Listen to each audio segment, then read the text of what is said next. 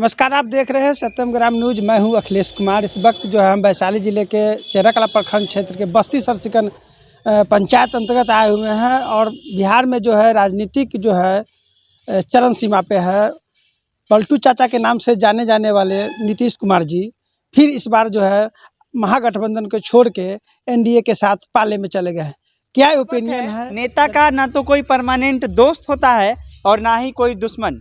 बिहार की अगर राजनीति की बात करें तो पलटू चाचा, ये हम नहीं कह रहे हैं, बिहार के उन तमाम नेताओं, अगर बात करें आरजेडी के तेजस्वी यादव या लालू प्रसाद यादव या बीजेपी के उन बड़े बड़े नेताओं की, तो हमेशा नीतीश कुमार पर प्रहार करते हैं और कहते हैं कि ये पलटू चाचा है और पलटू राम है। एक बार फिर से खबर है कि नीतीश कुमार, जिसे आप लोग पलटू राम कहते हैं, वो एक बार फिर से पलटने की स्थिति में है। लेकिन इस राजनीति को बिहार के जो आम नागरिक है वो किस प्रकार देखते हैं? लोग तो चुनते हैं विधायक और विधायक को 5 साल के लिए, लेकिन बीच में ही अगर पलट जाए तो इससे जनता को क्या प्रभाव पड़ती है? प्रदेश अध्यक्ष, बिहार के प्रदेश अध्यक्ष अमरजीत कुमार, हम उनसे जानना चाहेंगे कि बिहार की राजनीति अभी किस करवट बदल रही है और क्या स्थिति है बिहार की राजनीति का। सबसे पहले तो आप लोग के चैनल को धन्यवाद। और कहना कि राजनीतिक पर हम लोग ज़्यादा विशेष तो बात करते नहीं, हम लोग अपना व्यवस्था विधि में चलता। अगर राजनीतिक सही रहता तो कोई संगठन नहीं बनता। आप देख लीजिए, अगर कोई सरकार में जो संगठन बना के जो चला रहा है तो विधि व्यवस्था खराब। संगठन की बाद में बात करते पहले समझिए ना, अगर राजनीतिक सही ढंग से चलता, मायने जैसे नीतीश कुमार 6 महीना में पलटी मार देते हैं। देखते हैं कि जब मौसम विभाग माना जाए, जब मौसम देखते हैं कि हम पर आँच आने वाला है, उन पर गाज गिरने वाला है, तुरंत एनडीए में चल जाते हैं। उधर से भागे भागे फिर महागठबंधन में चलाते हैं। तो स्थिति उनका कहीं ना कहीं ठीक नहीं है। हम लोग में कमी है। उनको स्थिति सुधारने के लिए सभी बिहार की जनता को एक होना चाहिए।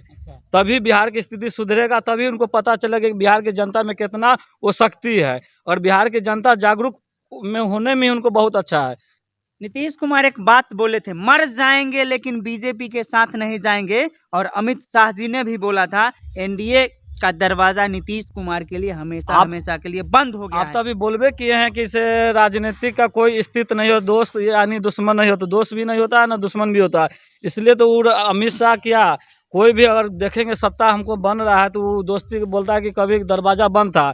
गिरिराज जी का बयान था, देखे आप, गिरिराज जी बोले थे कि नीतीश कुमार जी के लिए हमेशा के लिए दरवाजा बंद हुआ है। फिर सुबह देखते हैं अमित शाह जी के बोला कि दरवाजा खुला हुआ है। नीतीश कुमार में राजनीतिक में बोलते हैं वो लोग कि दरवाजा कभी नहीं बंद होता है ना कभी खुलता है, जब जिसको मना तो वो लोग आते जाते रहता है। क्या ऐसी खास बात है जो आरजेडी भी खुल के नहीं बोल पाती है, बीजेपी भी खुल के नहीं बोल पाती है, और जब भी नीतीश कुमार को मन करता है कि हम बीजेपी में चले जाए, आरजेडी में चले जाए, दोनों दल जो बड़े दल हैं बिहार के, वो एक्सेप्ट कर लेते हैं नीतीश कुमार को? क्या खास है नीतीश कुमार में? जैसे नीतीश कुमार में कुछ खास ऐसी नहीं हमें समझ में आ रही। अगर कुछ खास ऐसा होता तो दल बदल की राजनीति को वो नहीं करते। रह गई बिहार की जनता के ऊपर, तो ये बिहार की जनता इस बार निर्णय करेगी, निर्धारित करेगी कि हमको अब क्या करना है। हम बिहार के जनता से आग्रह करेंगे कि अब आपको वैसे सरकार की ज़रूरत है, वैसे सरकार को आप बनाए या चुने जो आपके हित के लिए, आपके समाज और सहयोग के लिए काम करे, न कि अपने हित के लिए दल बदल की काम करे, दल बदल की राजनीति करे। क्या लगता है कि नीतीश कुमार को जिस प्रकार से इंडिया गठबंधन में जो हुआ था संयोजक नहीं बनाए, उस वजह से कहीं नीतीश कुमार पलटी मार रहे हैं, या फिर जितनी सीटों को वो मांग कर रहे होंगे उतनी सीट नहीं मिला? आखिर क्या कारण है कि नीतीश कुमार बार बार बीजेपी से आरजेडी और आरजेडी से बीजेपी में जा रहे हैं? देखिए, ऐसी है कि ये सब उन लोगों का अपना पर्सनल क्या है नहीं है, इस पर हम ज़्यादा बात नहीं कर सकते हैं, क्योंकि बहुत ज़्यादा समझ में हमको नहीं आ रहा है कि क्या बात है। हो सकता है उन लोगों का आपस का कोई भी प्रॉब्लम हो जिसकी वजह से वो लोग ऐसा कर रहे हैं, लेकिन ये गलत है। इससे हमारे आम जनता, आम लोग, आम नागरिक पर बहुत ज़्यादा प्रभाव पड़ती है। ऐसा नहीं करना चाहिए। क्या नीतीश कुमार अपनी लोकप्रियता बनाए रखने, अभी भी उनकी लोकप्रियता जो है वो बना हुआ है, या फिर उनकी लोकप्रियता घट रही है इस तरह के कदम उठाने से? ऐसी कदम उठाने से मेरे देखने यार समझने से तो मुझे नहीं लग रहा है कि उनका लोकप्रियता बढ़ रहा है। जहाँ तक कि घटती नज़र आ रही है।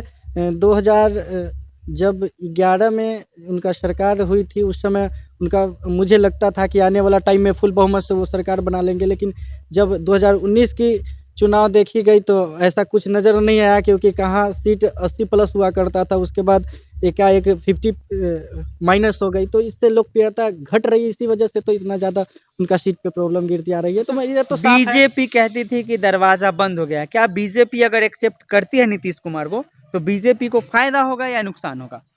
अ, इस पे तो मैं आपको पहले ही बोल दिया हूँ कि ज़्यादा बात नहीं कर सकता हूँ।